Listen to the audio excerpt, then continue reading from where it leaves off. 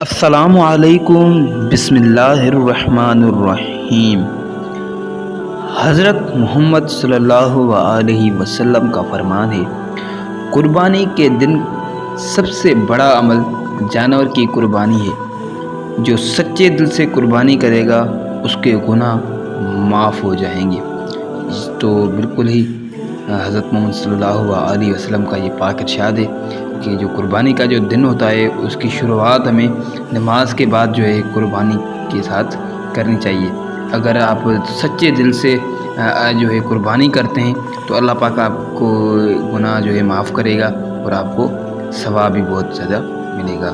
دوستو امید کرتا ہوں یہ میری آج کی چھوٹی سی ویڈیو آپ کو پسند آئی ہوگی۔